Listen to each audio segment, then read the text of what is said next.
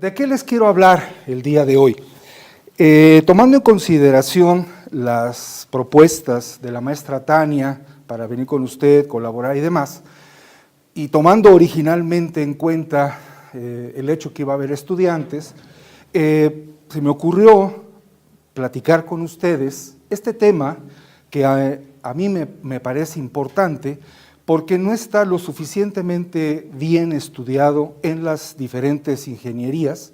He participado en algunos programas e incluso en las maestrías. Tengo una colaboración con la UNAC desde hace 5 años y efectivamente es un problema de que la gente no entiende bien a bien qué es esto de fuerzas que aparentemente lo son, pero que en realidad no. Como estoy hablando con maestros, pues inmediatamente voy a referirme a la fuerza de Coriolis, a la fuerza de Euler, a la fuerza centrífuga, etcétera, etcétera. ¿Cómo son esas fuerzas? Bueno, este tipo de fuerzas aparecen en todos lados. Estoy poniendo un esquema donde he pretendido dar una panorámica pues más o menos global, ¿no? Desde una cama de Newton hasta colisiones de partículas elementales llevadas en el CERN. Aquí utilizamos, como bien saben, conservación de energía y momento, pero hay fuerzas que están involucradas también en las colisiones de autos, que desgraciadamente los vemos frecuentemente en las calles de nuestras ciudades. Muy bien, pensé, y eso va a depender ahorita de lo que me contesten, como iba a haber estudiantes, pues la primera pregunta que quiero hacer, y me gustaría que este seminario fuera interactivo, no me gustan los seminarios donde yo hablo, la gente se calla y al final me preguntan. Yo prefiero que las preguntas y las broncas salgan de una vez ahorita y interactuemos, es lo que me gusta a mí hacer. Entonces, yo quisiera preguntarles, porque con base en eso es con lo que voy a seguir, ¿no? Ustedes son profesores en activo y seguramente han dado la asignatura de dinámica o llevaron dinámica y conocen esto, ¿no? Mi pregunta primera es, ¿qué es una fuerza? Para poder empezar. ¿Qué entienden por fuerza? ¿Qué es? Podemos decir que es una manifestación de energía. Una manifestación de energía. Muy bien, ¿qué es energía? Toda causa capaz de producir un trabajo. Ya, bueno, eso circunscrito únicamente a la parte mecánica, pero la palabra energía aparece en termodinámica, aparece en física de altas energías, aparece en relatividad general, por lo tanto, me gustaría que un profesor me hablara de la energía per se. ¿Qué es? Pues es de lo que está compuesto el universo. De energía. Una definición así exacta, pero... Usted habla del 4% que presumimos los físicos teóricos que conocemos, pero el 96% restante no tenemos ni idea. No, yo conozco como el 2%. No, 4%. O sea, el enigma de la materia oscura y la energía oscura es 4%. El 4% presumimos que es materia ordinaria que conocemos razonablemente bien, pero el 96% no tenemos idea. Mis colegas hablan de energía oscura y ese tipo de cosas, y yo creo que se les acabaron las palabras y entonces empezaron a inventar cosas para justificar su profunda ignorancia. Pero es así, no sabemos de qué está hecho el universo. Pero bueno, si quieren, en otra charla podríamos volver a eso y podemos hablar sobre mi especialidad. Yo soy físico de altas energías, me dedico a la teoría cuántica de campos, hago materia oscura, hago fenomenología de partículas y si me vuelven a invitar, yo les hablo de las tesis que he dirigido, bla, bla, bla. Pero volvamos a mecánica y volvamos con fuerza. ¿Qué es una fuerza? Para mí la fuerza es la masa por aceleración. Ya, pero masa por aceleración es una ecuación. Yo no puedo decirle es un alumno. Si yo le digo es un alumno, se ofende.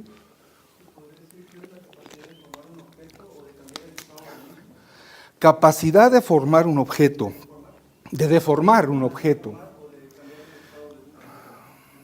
¿Y cómo es que lo cambia? Por ejemplo, si se encuentra en reposo, es capaz de ponerlo en movimiento, y si está en movimiento... ¿Y por qué es que lo pone en movimiento? ¿Qué pasa ahí? Esa es una buena idea. De hecho, es muy aristotélico el asunto.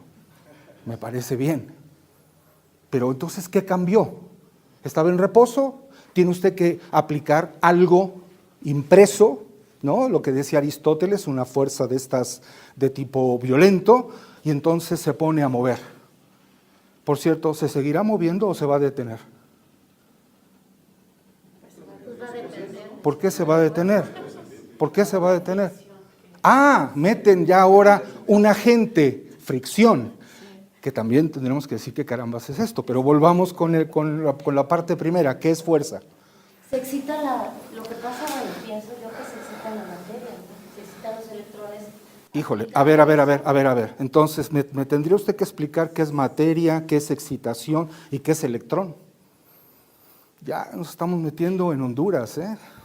Si estamos hablando de electrón, estamos en los pormenores de la mecánica cuántica. Ups, ¿no? Si estamos hablando de excitación, ya estamos pensando en cómo cambian los niveles de energía, las regiones... Forget it. No. ¿Qué es? ¿Qué es? Ajá. Claro, pero ¿qué es fuerza? ¿Qué es fuerza? No, ese es el punto. Ese es el punto, señores, ese es el punto, señores y señoras, que quiero sacar a la palestra.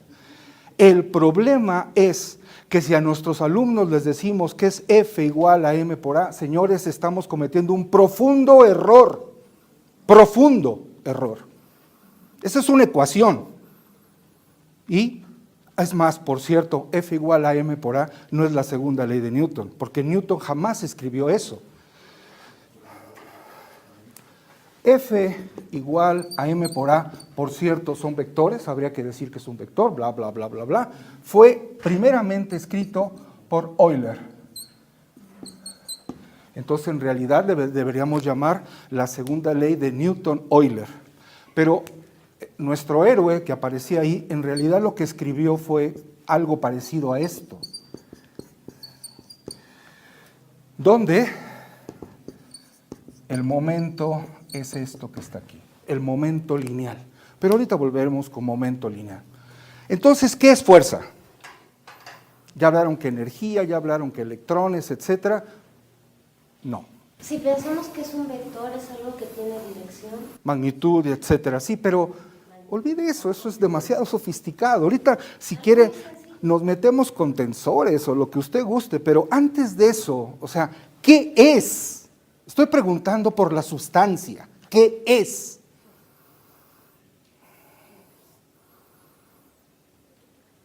El señor del fondo tenía la idea, iba bien.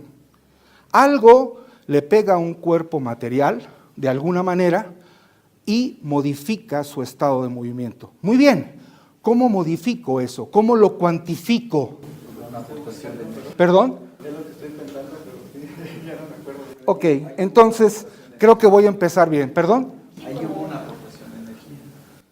Vale, ok, pero a ver, el concepto de fuerza fue antes que el concepto de energía. ¿Recuerdas que se estaba en reposo y se empieza a mover? Ajá. Ya hubo una aportación de energía. Sí, claro, y podemos reformular todo esto en esos términos, y si quiere pongo la lagrangiana, lo que usted quiera, pero vuelvo otra vez a insistir, ¿qué es fuerza?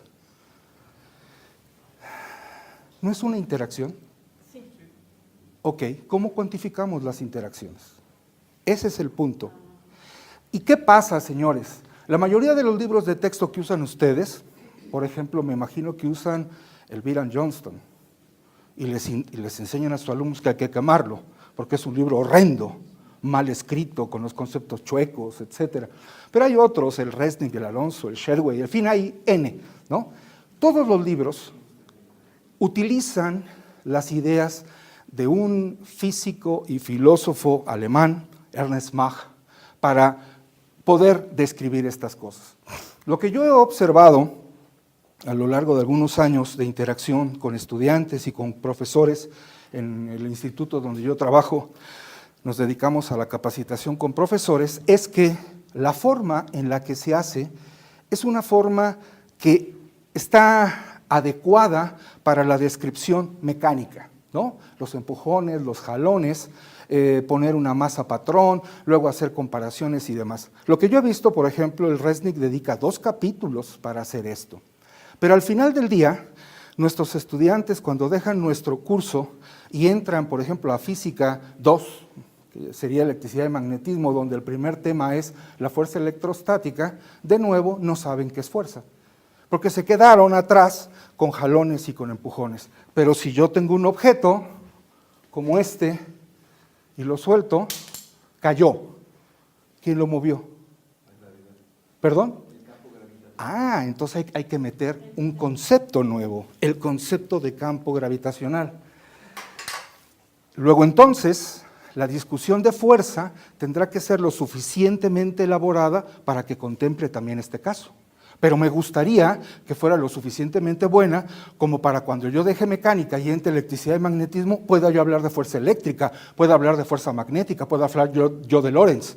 Y cuando deje ese curso y entre a termo, pueda yo hablar de los potenciales que están internos. Y cuando deje eso y me meta yo a fluidos, pueda yo hablar de las fuerzas de corte. Y cuando hable en mecánica del medio continuo, también tenemos fuerzas internas y externas. Todas esas van a estar presentes en nuestros cursos de ingeniería. Más nos vale que nuestros chicos de primero aprendan bien qué es una fuerza, porque esa idea la van a heredar por todos lados. Entonces creo que vamos a empezar como había iniciado. Lo primero que voy a hacer es empezar a preguntarme, ¿dónde voy a trabajar? Voy a trabajar con una idealización, un cuerpo material de dimensiones prácticamente microscópicas, comparado con las dimensiones, digamos, mesoscópicas. Entonces, una partícula es una abstracción útil, pero abstracción. Hay que aclarar también una cosa, a veces se nos olvida que la mecánica que es buena y válida para 2 o 3 partículas es la mecánica de Newton, pero cuando estamos viendo un brazo robot o cuando estamos viendo cosas como esas, la mecánica de Newton es horrenda, es imposible de hacer. En cambio, si yo traslado a una nueva mecánica, como la mecánica lagrangiana o hamiltoniana, vemos que cae como anillo al dedo y hay toda una filosofía que está atrás y por supuesto algún día platicaremos de esto. Pero partícula libre es una abstracción y es aquella que no tiene ninguna interacción. Esto parecería un poco artificioso, una partícula que no interactúa. En este universo todo interactúa con todo. Sin embargo, puedo verlo como un caso límite, en el cual el medio no lo perturbe. Pueden ser interacciones débiles cuando está muy alejado, ¿no? Por ejemplo, en la interacción gravitacional entre varios cuerpos, si quiero hablar sobre mi peso, pues la interacción va a ser mi cuerpo contra la Tierra. Seguramente hay alguna interacción de las Pléyades, pero es tan pequeño, 10 a la menos 80, que es imposible medirlo. Por lo tanto, lo desprecio. Esto es bien importante en ingeniería, y lo decía un gran físico teórico, el señor Maxwell, James Clerk Maxwell, el de las ecuaciones de Maxwell. Una vez le preguntaron, oiga profesor, ¿qué es la física? ¿Qué es la ingeniería? Y contestó algo que para mí me ha marcado. Es el arte de saber aproximar. Y todos los que están aquí, que han trabajado de una u otra manera con diferentes objetos, saben que si quieren resolver de manera completa, exacta, tienen problemas. O las integrales no se pueden, o las ecuaciones diferenciales están acopladas, no los pueden, etcétera, etcétera. Hay que aproximar, pero hay que saber aproximar. Aproximar brutalmente nos lleva a errores garrafales. Bueno, yo puedo entonces pensar que los efectos de esa interacción pueden ser pequeños. Con esto ya puedo animarme a enunciar, a diferencia de como lo hacen otros, la primera ley de Newton, y digo que es la ley de la inercia. Es decir, digo que una partícula libre que se mueve con velocidad constante permanece en reposo o en movimiento rectilíneo uniforme respecto de un cierto marco de referencias. Y aquí está el primer problema. En la mayoría de los cursos de dinámica, la gente olvida que la primera ley de Newton es fundamental. Yo he estado en cursos de capacitación con profesores que piensan que la segunda ley de Newton es como el maestro limpio, bueno para todo, limpia y saca la grasa. Y Y les tengo que decir que no sirve para todo. Tiene limitaciones y falla mucho. Por eso es que se inventaron cosas mejores y más poderosas. Bueno, pero esto del marco de referencias es sumamente importante. Yo cuando era pequeñito y estaba empezando a estudiar física, me preguntaba yo, pero a ver, vamos a resolver planos inclinados y no sé qué, ¿no? Cosas así, y un bloque, y el peso, y bla, bla, bla, etcétera, ¿no? Todas estas cosas que aprendemos en la prepa. Muy bien, pero siempre aplicábamos la segunda ley de Newton, ¿no? Entonces, ¿por qué la primera ley es la primera? Mejor quitémosla, ¿no? Y la segunda la promovemos a primera. Si yo hago eso, voy a meter la pata hasta el cuello. ¿Por qué razón? La razón fundamental es que las leyes de Newton valen aquí y solamente aquí, en marcos de referencia inerciales. Si el marco de referencia es no inercial, señores, tengo noticias. No funciona la segunda ley de Newton y hay que cambiarla. Y ahí empiezan los problemas. Venga. Sí, para allá voy. Un marco de referencia inercial, tal como lo conceptualizó Newton y demás, es aquel que se encuentra fijo sin moverse. ¿De acuerdo? A ver, déjenme también aclarar algo. Newton era un tipo muy especial. Cuando nosotros lo conocemos la fase como científico, pero en realidad era un cuate que tenía otras ocupaciones. Era un tipo que le interesaba la piedra filosofal, le interesaban ese tipo de cosas, le interesaba, pensaba que dentro de las escrituras sagradas había toda una escritura matemática que se podía sacar de allí, etc. Bueno, y era un hombre profundamente religioso. Y eso se ve permeado en su investigación científica. Él pensó, el Creador, en su infinita sabiduría, cuando hizo todo, lo tuvo que hacer estando quieto. Porque Él es, como dice Aristóteles, el motor inmóvil. No necesita moverse. Él está parado, quieto, y desde ahí da todas las órdenes al universo. Entonces Newton pensó, un marco de referencias propio para describir las cosas es ese. Y los demás, como los que trabajan en el CENAM, que serían copias, serían réplicas de ese marco de referencia. Por lo tanto, y ahorita lo voy a ver, un marco de referencias inercial es aquel que se desplaza uno con respecto de otro a velocidad rectilínea, uniforme y constante, porque ahí es válida la segunda ley de Newton. ¿Ok? Entonces, señores, si no se cumple eso, cuando resolvemos problemas, a veces no fallan. ¿Y por qué fallan? Es que yo no me sé esto, es que me faltó, es que no sé qué. ¿No será que el marco de referencias que estás usando es inadecuado? Si estás tomando un marco de referencias inadecuado, entonces te están faltando cosas que no estás tomando en consideración. Ese es el tema. ¿De acuerdo? Entonces, en un marco de referencias inercial, nosotros, por ejemplo, este planeta, pues está bien sólido, ¿no? Yo no veo ni siento, ni me mareo, pero rota y se traslada, ¿no es cierto?, con velocidades enormes. Sin embargo, estamos completamente acondicionados a este planeta que para nosotros está perfectamente quieto. Nosotros podemos tomar, de hecho lo hacemos en nuestro laboratorio, que el planeta Tierra es aproximadamente inercial y funciona razonablemente bien. Digamos que para experimentos en el mesocosmos, en la mayoría de las aplicaciones de ingeniería, funciona bien. Pero eso sí, si estuviéramos haciendo cosas espaciales, pues tendríamos que tener cuidado, porque eso sí cambia, ¿no? Lo voy a discutir a continuación, pero desde una cierta altura yo suelto un objeto, cae a plomo, pegado a mí, ¿verdad? Como el experimento de Galileo, y no sufre ningún movimiento. Sin embargo, si lo hago a una altura suficientemente grande, del orden de 15, 20, 25 kilómetros, y vuelvo a repetir el experimento, se puede probar con todo rigor que la pelota que cae se desplaza al este siempre. ¿Por qué? Pues porque este planeta se mueve. Si ustedes quieren ver una prueba experimental de esto, los invito, hoy es martes, ¿no? No sé si el fin de semana esté abierto, pero nuestros colegas de Cefata, bueno, creo que ahora se llama, creo que cambió de nombre, ¿no? Antes era el Centro de Física Avanzada, ahora es Instituto, creo, ¿no? Bueno, los colegas de allá hicieron un péndulo de Foucault en la ciudad. ¿Lo conocen? ¿Han ido a verlo?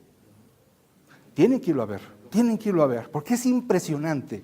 Ver un péndulo de Foucault en acción es impresionante. Es un hilo, ¿no?, con una pelota.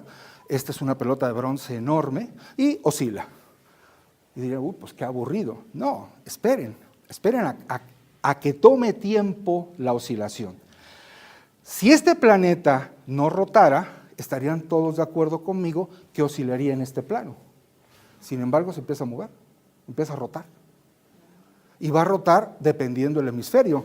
Hay hasta un capítulo de Los Simpson, ¿no?, donde se ponen a ver cuando va al baño este chico, hacia dónde gira, ¿no? Hacia dónde gira el agüita, por cierto, de izquierda a derecha en este hemisferio.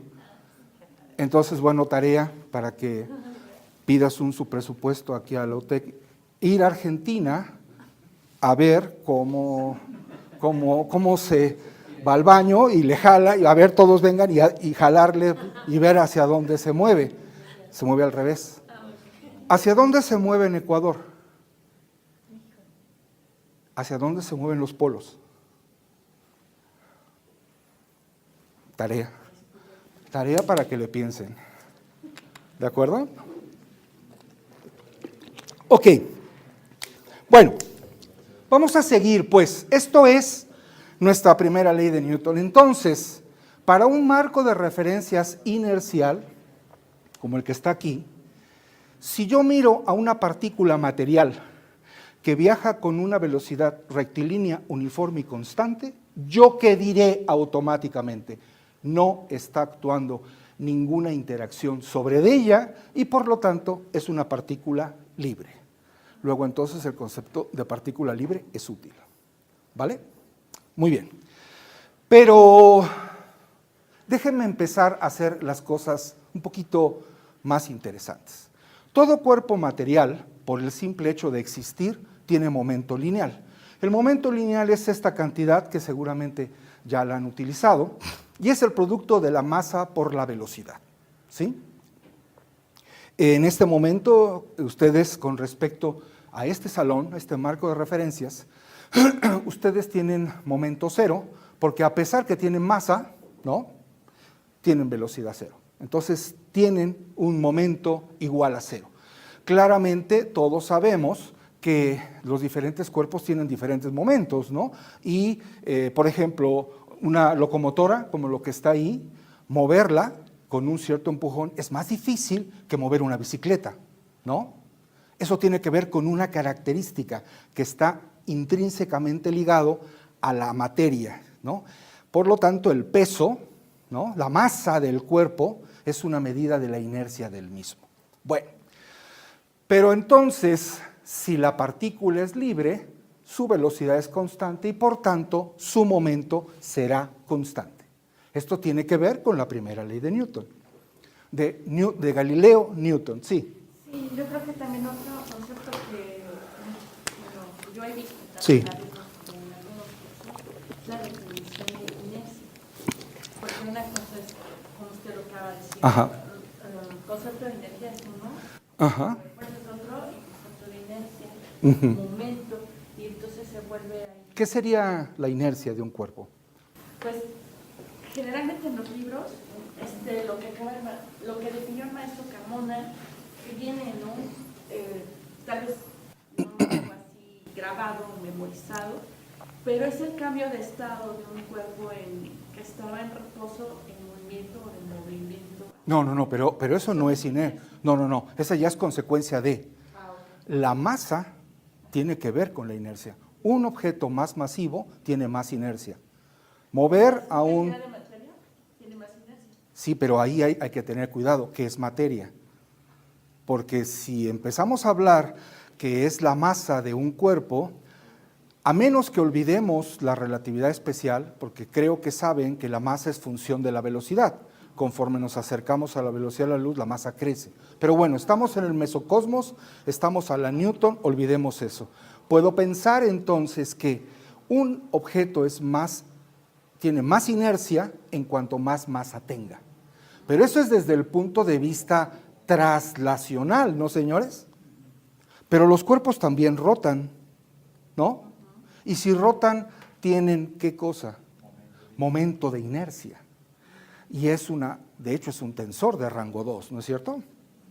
Que para los casos de masa continua, químicamente pura, bla, bla, bla, bla, bla, puedo pensar que es una matriz cuyos elementos fuera de la diagonal son 0 y todo lo que está sobre la diagonal es una constante, que es lo que hacemos, ¿no? Habitualmente en los cursos típicos de dinámica.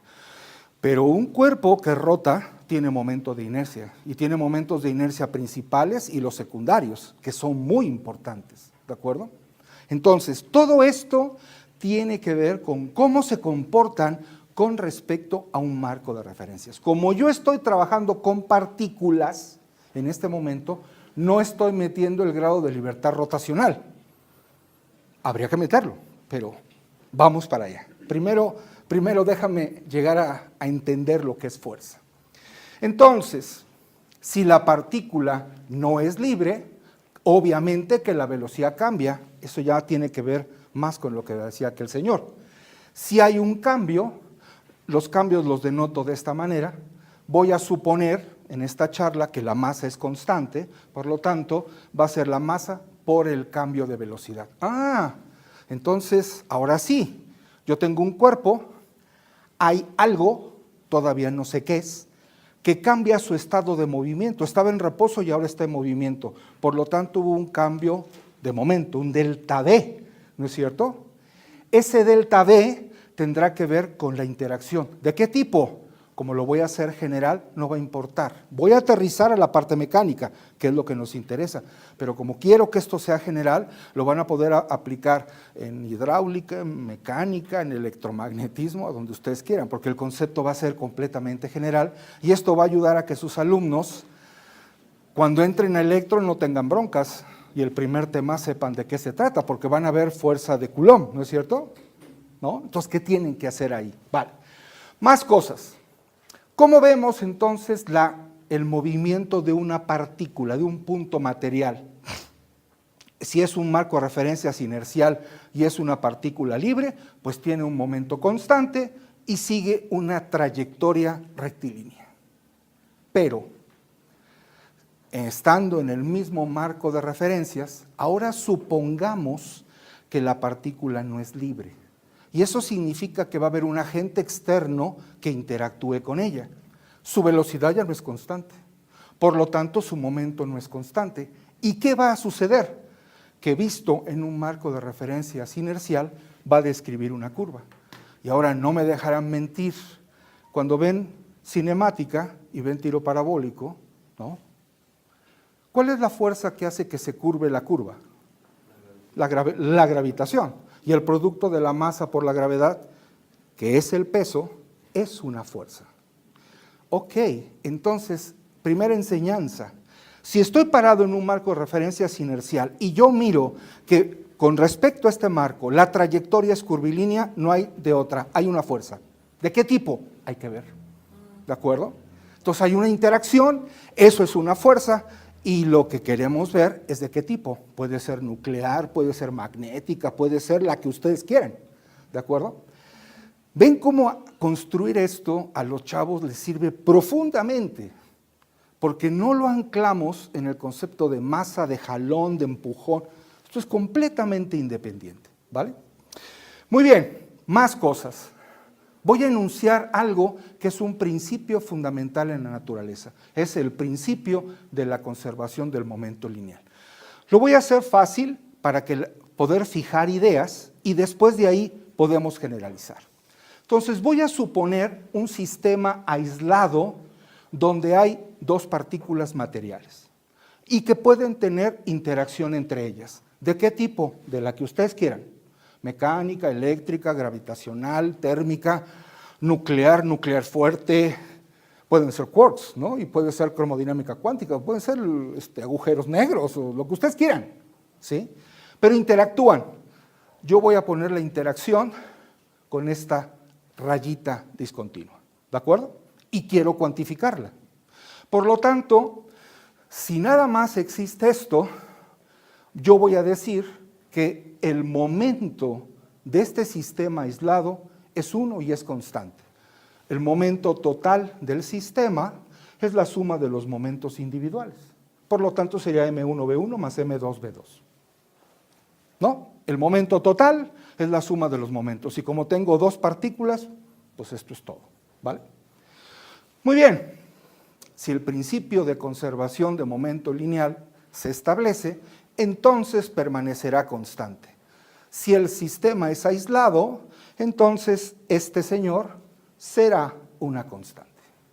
Ok, pero eso no quiere decir que no interactúen entre ellos. Y eso no quiere decir que haya cambio de momento individual en cada uno de ellos. Es decir, gracias a la interacción, la 1 se hace chiquita y la 2 se hace grande, pero la suma es constante. O mediante otra interacción, la 2 se hace chiquita y la 1 se hace grande, ¿no es cierto? ¿Qué es lo que sabemos? P se tiene que conservar, es el momento total del sistema.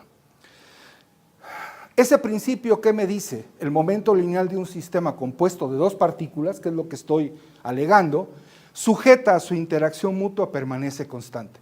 Por lo tanto, puede haber cambios entre ellos. ¿Y eso cómo lo puedo mirar? ¿Cómo lo puedo hacer? Por ejemplo, en algo que esté cerca de mi corazón y que lo reconozca.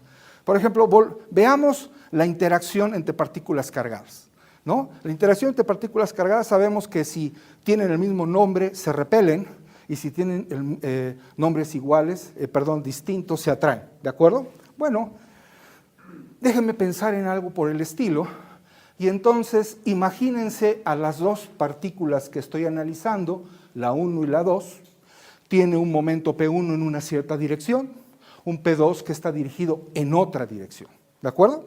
Esto se lleva a cabo en un instante de tiempo. Voy a pensar en una región de interacción. Voy a pensar que la interacción se lleva a cabo en un instante. Esta es una aproximación, por supuesto, pero es la que me va a servir para lo que quiero trabajar. De tal manera que la partícula 1, cuando pasa por la zona de interacción, la trayectoria se curva.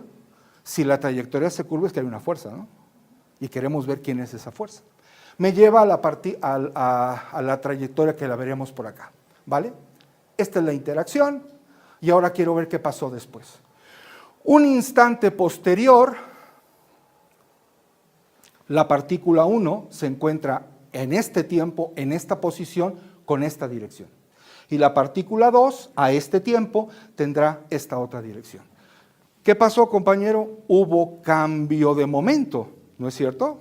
Si hay cambio de momento, yo ya estoy adelantando, es que tiene que haber algo que hace que las cosas cambien. Muy bien, entonces, ¿cómo lo escribo? ¿Cómo lo hago matemáticamente? Para la posición T, yo digo que el momento va a ser P1 más P2. Desglosado sería M1V1 más M2V2. Un instante posterior, como el momento se tiene que conservar, P' es P1' más P2', que es M1V1' más M2V2'. Hasta aquí creo que es trivial. ¿Vale? ¿Qué es lo que sigue? Pues vamos a consultar a San Baldor y vamos a hacer álgebra, ¿no? Entonces, como el sistema está aislado, P' tiene que ser igual a P, por hipótesis. Luego entonces, pongo lo de arriba, va a quedar P1' más P2' es P1 más P2, ¿vale? Es decir, traspongo y voy a poner lo que ocurre en el instante 1 y lo que ocurre en el instante 2. Y el álgebra es correcta, ¿no? A ver, chequen los signos. Sí, ¿no? Sí, hombre, claro. San Baldor no puede estar mal. Entonces, aquí tengo P1' menos P1. el final menos el inicial es igual a menos el final menos el inicial. Y estos que están acá, todos sabemos de cálculo que esa es una delta, ¿no? Una delta de cambio, ¿no? Por lo tanto, esta variación yo la puedo poner así. Delta P1 es P1' menos P1. ¿Y eso qué es?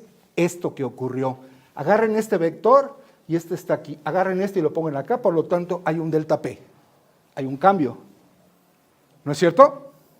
Hagámoslo con la 2. P2', P2 y hay un delta P. Hay un cambio. Y esto se escribe de esta manera. Delta P1 es esto y delta P2 es esto. Por lo tanto, como el momento se conserva, delta P1 tiene que ser igual a menos delta P2. Es decir, una interacción produce un intercambio de momento. ¿Qué interacción? La que ustedes quieran. Eléctrica, mecánica, térmica, de fluidos. No depende de la asignatura. ¿Vale? Si se define fuerza de acuerdo. Todavía no he llegado a eso.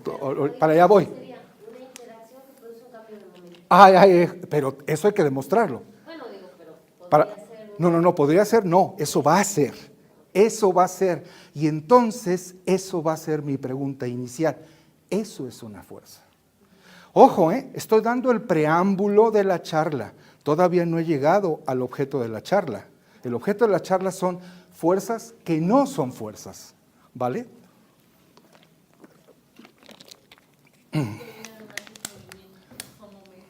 Momentos lineales. Si ustedes quieren hacerlo más complicado, pues ahora las canicas puntuales de la estructura. Y tendríamos que hablar que además rotan. Por lo tanto, ¿qué habría que haber? Así como que de entrada. El momento lineal se conserva, pero además, ¿qué otra cosa se tendrá que conservar? ¿El marco de referencia? ¿Perdón? No, el marco de referencia es inercial y más nos vale. El momento angular, ¿no? Va a haber una delta L. Pero si hay una delta L, voy a proponer que la esfera sea homogénea, isotrópica, químicamente pura, bla, bla, bla, bla, bla, para que si yo veo el material, no tiene direcciones privilegiadas. Cobre es cobre por todos lados, ¿de acuerdo? Es isotrópica, es homogénea y es químicamente pura. Todo esto es para que el momento de inercia no sea un tensor, para que sea una constante. Para que se conserve. No, para que sea constante. Otra cosa es que se conserve, eso es aparte. No, que sea constante. Constante, porque si no, como el momento de inercia es un tensor, pues tengo que tomar en cuenta todas sus componentes. Estoy pensando que las componentes fuera de la diagonal son 0 y las que están sobre la diagonal son iguales. Y x es y, y z es igual a y, y es un número, ¿no? Los momentos de inercia están en todos los libros, hasta en los Chocos Crispy salen, ¿no? Momento de inercia de una esfera, momento de inercia de un aro, momento de inercia, ¿no? Sí, es lo que les enseñamos a los chavos. Vale. Muy bien. Pero eso sería darle ese grado de libertad, que no lo voy a hacer aquí. Entonces, si esto es así, la maestra ya, a ver, define fuerza, pues, vamos, va. Entonces, hemos visto que si hay interacción mutua, delta P1 tiene que ser igual a menos delta P2, a fuerzas, ¿no? A fuerzas, no hay escapatoria. Bueno, pues ahora vamos a hacer los trucos de cálculo de toda la vida. Vamos a dividir entre t' menos t, que es un delta, ¿no? Y luego tomamos el límite cuando delta t va a 0, ¿no? Y eso es la definición de derivada, por supuesto. Por lo tanto, dp1 en dt es igual a menos dp2 en d3. Y entonces déjenme definir. Eso es una fuerza. Con respecto al tiempo. A ver, uno por uno. ¿Cómo? Cambio de momento con respecto al tiempo. Claro, cuando hablamos de cambio siempre es con respecto al tiempo. La derivada de P con respecto de T. Entonces, eso es una fuerza. La segunda ley de Newton, ¿cómo se debe decir? La tasa de cambio del momento lineal de una partícula, y digo partícula porque es puntual, con respecto al tiempo, es igual a la fuerza que actúa sobre la partícula. Y no estoy hablando de qué tipo de fuerza. La interacción puede ser nuclear.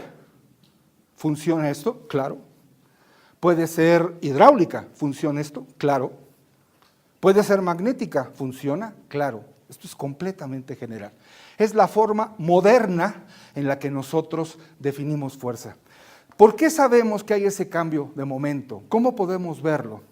Como lo vemos hoy día, es que hay un intercambio de momento y de energía, además, en los diferentes cuerpos materiales. Por ejemplo, imagínense dos patinadores que van en el hielo, van patinando uno y otro, uno tiene una masa 1 y otro tiene una masa 2, y van patinando en líneas rectas con sendas velocidades, V1 y V2. Pero supongan que el uno tiene una pelota pesada, digamos de acero, ¿no? Y va patinando. Y de repente yo le digo a Tania, que va patinando al lado mío, con velocidad constante, aguas Tania, ahí va. Y le aviento una pelota y la cacha. ¿Qué es lo que va a pasar con nuestras trayectorias? Se van a hacer así, ¿no? ¿Por qué? Porque a la hora que yo la suelto, cambio mi momento, ¿no es cierto? Y cuando la cacha ella, cambia su momento. Si hay cambio de momento, es que hay una fuerza adentro. ¿Qué dirían ustedes, observadores inerciales desde fuera? Pues yo no sé qué pasó, pero lo que yo estoy viendo es que sus trayectorias son curvilíneas. Hay una fuerza que está actuando entre ellos. Desde el punto de vista cuántico moderno, podríamos pensar en la electrodinámica cuántica, por ejemplo, digo, de lo que está cerca de mi corazón, ¿no? Un electrón dispersado por un electrón, intercambiado un fotón. Esta es la electrostática común y corriente, pero visto bajo los ojos de la electrodinámica cuántica de Feynman. Por lo tanto, el concepto sigue siendo el mismo, no cambia. Sí, energía. Sí, pero es energía y además es momento, ¿eh?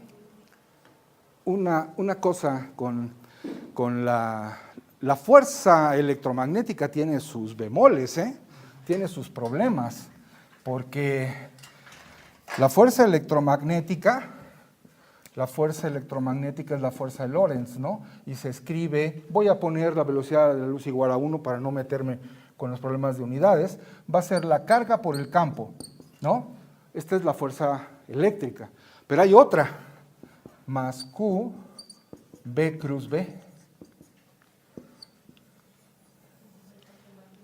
Esta es la magnética. Y señores, señoras, tenemos un problema. ¿Esta fuerza respeta la tercera ley de Newton? No. Entonces, cuando dan magnetismo, se van a meter en una bronca. Para allá voy. Insisto, estoy preparando el terreno. Muy bien, entonces, esto es fuerza, ¿no? Vamos a ver casos particulares. Si la partícula es libre, su momento es constante. Si su momento es constante, ¿cuánto vale la derivada de una constante? 0. Si es 0, me dice que la fuerza es 0. ¿Y eso es cierto? ¿Qué dice la primera ley de Galileo Newton? Todo cuerpo persevera en su estado de movimiento rectilíneo, uniforme y constante, a menos que una fuerza externa lo modifique. Si la fuerza externa es 0, su trayectoria, ¿cómo es? Línea recta. Ahí está. Primera ley de Newton, claro, como debe de ser. Recupero la primera ley de Newton. ¿De acuerdo? Es lo que tiene que ser. ¿Sí? Todo cuerpo, ya que está en movimiento, no va a haber nada ni nadie que lo pare, a menos que haya un agente externo. Y lo estoy hablando como interacción. ¿De acuerdo? Pero resulta ser que esta cosa no es lo que luego le decimos a los chavos le decimos esto, ¿no? ¿Y de dónde sale? Pues sale de ahí, sale muy, muy fácil. Si la masa es constante, esto es la derivada de m por b, ¿no es cierto? Pero si m es constante, sale, ¿no? Y me va a quedar m, la derivada de b con respecto de t. ¿Eso qué cosa es? Pues ahí está, señores. Y ahí está Yoda deseándoles que la derivada del momento lineal con respecto al tiempo te acompañe. ¿No es cierto? Es decir, que la fuerza te acompañe. ¿Vale?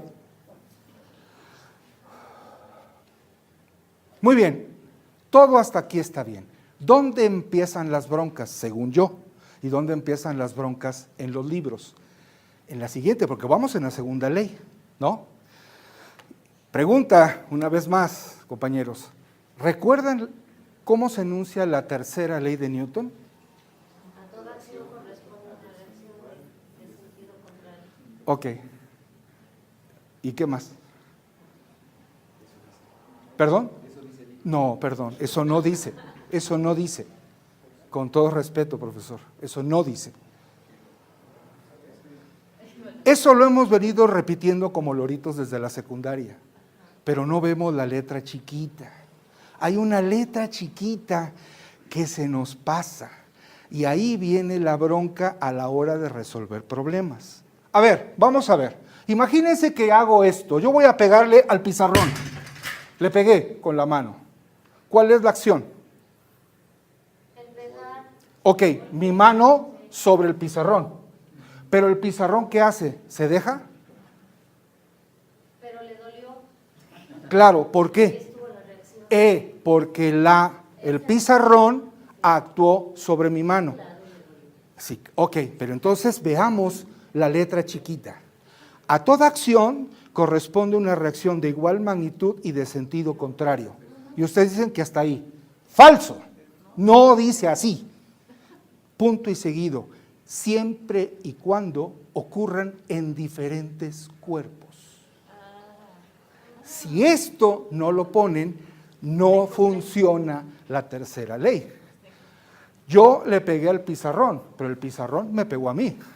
Yo estoy caminando, actúo sobre la tierra, pero la tierra actúa sobre mí. Si no fuese así, entonces, como Michael Jackson, estaría yo patinando todo el tiempo. Y eso es lo que viene acá a continuación.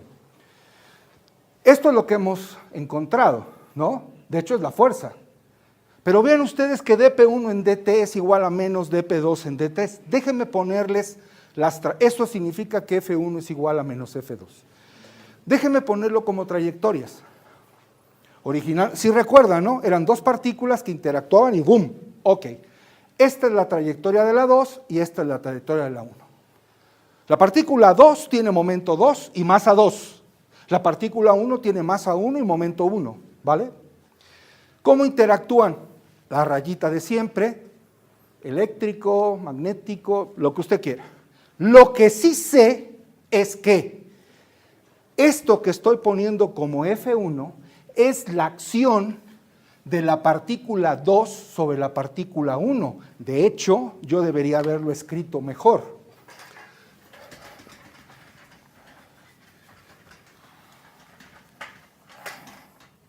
Eso que está ahí, yo debía haberlo puesto de la siguiente manera. F1, en realidad, yo lo debía haber puesto así. La acción de la 2 sobre la 1. ¿De acuerdo? La acción de la 2 sobre la 1. Los libros de texto lo ponen al revés. No me gustan algunos convenios. Este es mi convenio. El sobre significa actúa, ¿no? Y entonces a los alumnos como que les cae más del 20. Pero ¿qué pasa con la otra?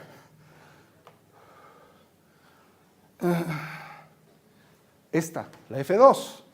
La F2, ¿qué cosa va a hacer? Es la fuerza de la 1 sobre la 2. Y lo que estamos diciendo de aquí es que F2 sobre 1 es igual a menos F1 sobre 2.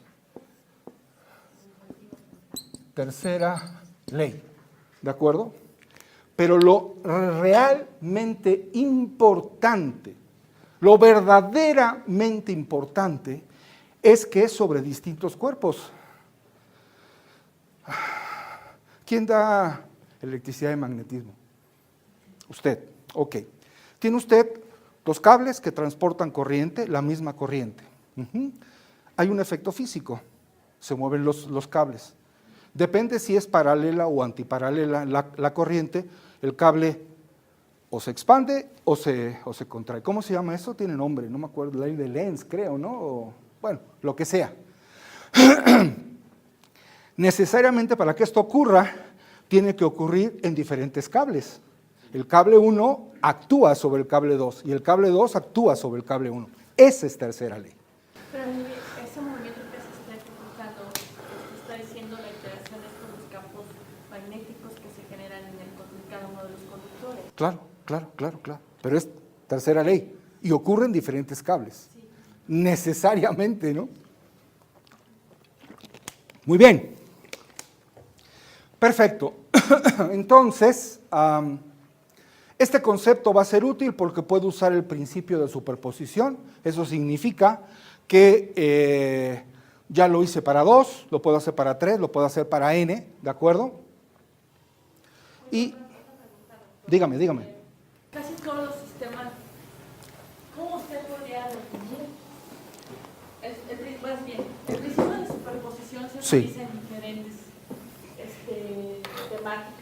Sí, Se aplica a sistemas lineales. claro. ¿Usted cómo definiría en física un sistema lineal?